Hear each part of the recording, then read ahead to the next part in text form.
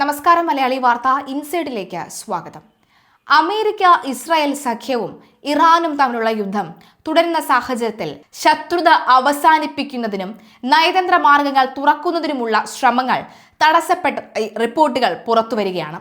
സംഘർഷം അവസാനിപ്പിക്കാനായി white house മുന്നോട്ട് വെച്ച സമാധാന നിർദ്ദേശങ്ങളോട് ഇറാൻ മുഖം തിരിക്കുന്നതിന്റെ കാരണങ്ങളാണ് ഇപ്പോൾ ലോകം ഉറ്റുനോക്കുന്നത്.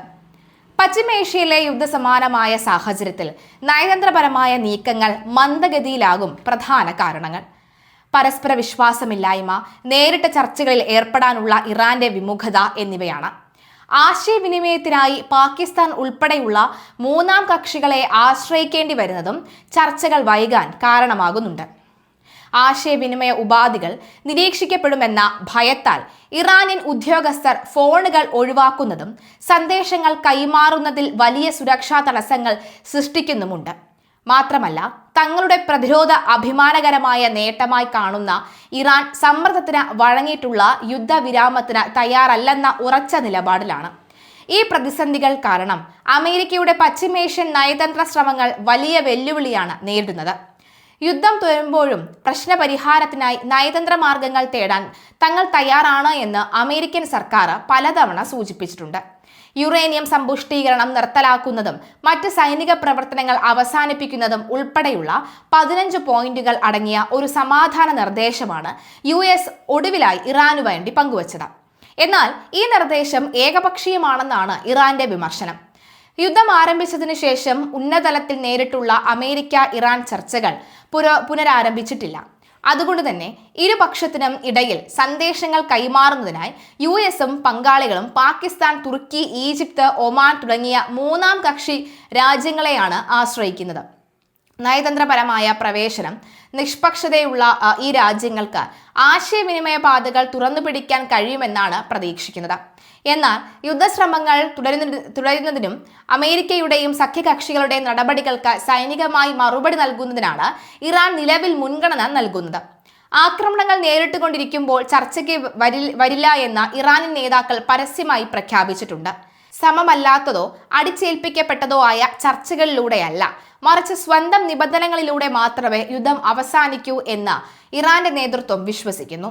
ഇറാന്റെ വിദേശകാര്യമന്ത്രി അബ്ബാസ് അരഗചി ഈ ഘട്ടത്തെ ഇറാന്റെ സുവർണ നിമിഷം എന്നാണ് വിശേഷിപ്പിച്ചത്. ലോകത്തിലെ ഏറ്റവും വലിയ ആണവായുധ ശക്തിക്കെതിരെ ഒരു മാസത്തോളം പിടിച്ചു നിൽക്കാൻ സാധിച്ചത് ഇറാന്റെ ദേശീയ അഭിമാനമാണെന്നും അദ്ദേഹം അഭിപ്രായപ്പെട്ടു. അഭിമാനത്തിന് പുറമെ ആഴത്തിലുള്ള വിശ്വാസമില്ലായ്മയും വലിയ പ്രശ്നമായി നിലകൊള്ളുന്നുണ്ട്. 2026 തുടക്കത്തിൽ നടന്ന ആണവ ചർച്ചകൾ ഉൾപ്പെടെയുള്ള മുൻകാല ചർച്ചകളെല്ലാം മധ്യസ്ഥർ വഴിയാണ് നടന്നിരുന്നത്. ആദ്യഘട്ടം മുതൽ തന്നെ അമേരിക്കയുടെ സമ്മതതന്ത്രങ്ങളെ ഇറാൻ എതിർത്തിരുന്നു. ചർച്ചകൾ നടത്തുന്നതിനിടയിലാണ് ഇറാനു നേരെ US ആക്രമണം ആരംഭിച്ചതെന്നും ശ്രദ്ധേയമാണ്. അതേസമയം നയതന്ത്ര ചർച്ചകൾക്കായി ഇടനിലക്കാർ വഴിയുള്ള ആശയവിനിമയം പോലും വൈകുന്നതിന് ഒരു പ്രത്യേക കാരണം അമേരിക്കൻ ഉദ്യോഗസ്ഥർ ചൂണ്ടിക്കാണിക്കുന്നുണ്ട്. ചർച്ചകളിൽ പങ്കെടുക്കേണ്ട ഇറാനിയൻ ഉദ്യോഗസ്ഥർ ഫോണുകളും മറ്റും ഇലക്ട്രോണിക് ഉപകരണങ്ങളും ഉപയോഗിക്കുന്നത് ഒഴിവാക്കിയായിരിക്കണം എന്നാണ് ഈ ഉദ്യോഗസ്ഥർ ചൂണ്ടിക്കാട്ടുന്നത്. തങ്ങളുടെ ആശയവിനിമയങ്ങൾ ട്രാക്ക് ചെയ്യപ്പെടുമെന്നും അത് വധശ്രമത്തിലേക്ക് നയിക്കുമെന്നുമാണ് ഇറാന്റെ നേതാക്കളുടെ ഭയമാണ് ഇതിന് പിന്നിൽ. ഈ സാഹചര്യം മധ്യസ്ഥർ വഴി സന്ദേശങ്ങൾ കൈമാറുന്നതിന്റെ വേഗത കുറയ്ക്കുന്നു. അതുകൊണ്ട് തന്നെ സമാധാന ചർച്ചകളിൽ കാര്യമായ പുരോഗതി നേടാൻ നയതന്ത്ര പ്രതിനിധികൾക്ക് ഇതുവരെ സാധിച്ചിട്ടില്ല. നയതന്ത്രത്തിന് തയ്യാറാണ് എന്ന് അമേരിക്ക പരസ്യമായി പറയുമ്പോഴും ഈ ഘടകങ്ങൾ കാരണം മേഖലയിൽ വെടിനിർത്തൽ നടപ്പാക്കുന്നത് വൈകുകയാണ് ചെയ്യുന്നത്.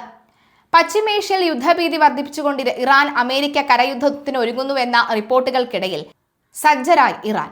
അമേരിക്കയ്ക്കെതിരെ 10 ലക്ഷത്തിലധികം കരസേനാ അംഗങ്ങളെ ഇറാൻ അണിനിരത്തുന്നതായാണ് റിപ്പോർട്ട്. ഇറാന്റെ പ്രാദേശിക വാർത്താ ഏജൻസിയായ തംസ്നീം ന്യൂസാണ് ഈ സൈനിക സ്രോതസ്സുകളെ കുറിച്ചുള്ള ഈ വാർത്ത പുറത്തുവിട്ടിരിക്കുന്നത്. ഇറാന്റെ തെക്കൻ അതിർത്തിയിലൂടെ അമേരിക്ക കരയാക്രമണം നടത്തിയേക്കുമെന്ന സാധ്യത മുന്നിൽ കണ്ടാണ് ഈ നീക്കം. ഇത്തരമൊരു ആക്രമണം ഉണ്ടായാൽ അമേരിക്കൻ സൈന്യത്തിന് ഇറാന്റെ മണ്ണിൽ നരകം സമ്മാനിക്കുമെന്ന ആവേശത്തിലാണ് രാജ്യത്തെ പോരാളികളെന്ന് സൈനിക വൃത്തങ്ങൾ തന്നെ അവകാശപ്പെടുന്നു. രാജ്യത്തെ യുവജനങ്ങൾക്കിടയിൽ സൈന്യത്തിൽ ചേരാനുള്ള താല്പര്യം വലിയ തോതിൽ വർദ്ധിച്ചതായും റിപ്പോർട്ടുകൾ സൂചിപ്പിക്കുന്നു. ഇസ്ലാമിക് റവല്യൂഷണറി ഗാർഡ് കോർ, ബസിജ കരസേന എന്നിവയിലേക്ക് മുന്നണിയിൽ സേവനമനുഷ്ഠിക്കാൻ താൽപര്യം പ്രകടിപ്പിച്ചുകൊണ്ട് യുവ സന്നദ്ധ പ്രവർത്തകരുടെ അപേക്ഷ പ്രവാഹമാണ് കഴിഞ്ഞ ദിവസങ്ങളിൽ ഉണ്ടായതെന്ന് വൃത്തങ്ങൾ തന്നെ സൂചിപ്പിക്കുന്നു. ജനകീയ പിന്തുണയോടെ അമേരിക്കയെ നേരിടാനാണ് ഇറാന്റെ തീരുമാനം. തന്ത്രപ്രധാനമായ ഹോർമൂസ് കടലിടുക്കിന്റെ നിയന്ത്രണത്തെ ചൊല്ലിയുള്ള തർക്കവും രൂക്ഷമായി തുടരുകയാണ്. അമേരിക്ക കടലിടുക്ക് തുറക്കാൻ ശ്രമിച്ചേക്കാം. എന്നാൽ അമേരിക്കയുടെ ഇത്തരം ആത്മഹത്യാപ്രേരമായിട്ടുള്ള നീക്കങ്ങളെ പ്രതിരോധിക്കാനും കടലിടുക്ക് അടച്ചു തന്നെ വെക്കാനും തങ്ങൾ പൂർണ്ണ സജ്ജമാണ് എന്ന് സൈനിക വൃത്തങ്ങൾ വ്യക്തമാക്കി. കടലിടുക്കിലെ ഗതാഗതം തടസ്സപ്പെടുന്നത് ആഗോള എണ്ണ വിപണിയെയും ബാധിച്ചേക്കാം. ഇറാൻ നടത്തുന്ന ഈ സൈനിക നീക്കങ്ങൾക്കിടയിൽ രൂക്ഷമായ മുന്നറിയിപ്പുമായി അമേരിക്കൻ പ്രസിഡന്റ് ട്രംപ് രംഗത്തെത്തി. അമേരിക്ക മുന്നോട്ട് വെച്ച 15 സമാധാന നിർദ്ദേശങ്ങളിൽ ഇറാൻ ഉടൻ തീരുമാനമെടുക്കുമെന്ന് ട്രംപ് ആവശ്യപ്പെട്ടു. ഇറാൻ ഉടൻ ഗൗരവകരമായ നിലപാട് സ്വീകരിച്ചില്ലെങ്കിൽ കാര്യങ്ങൾ കൈവിട്ടു പോകുമെന്നും പിന്നീട് പിന്മാറാൻ സാധിക്കില്ല എന്നും ട്രംപ് മുന്നറിയിപ്പ് നൽകി. ഇറാൻ ചർച്ചകൾക്കായി കെഞ്ചുകയാണെന്നും സൈനികമായി തകർന്നടിഞ്ഞ അവർക്ക് ഇനിയൊരു തിരിച്ചുവരവ് സാധ്യമല്ല എന്നും ട്രംപ് തന്റെ ട്രൂത്ത് സോഷ്യൽ പ്ലാറ്റ്ഫോമിലൂടെ പരിഹസിച്ചു. ഇറാന്റെ നിലപാടുകൾ വിചിത്രമാണ് എന്നും അദ്ദേഹം കൂട്ടിച്ചേർത്തു.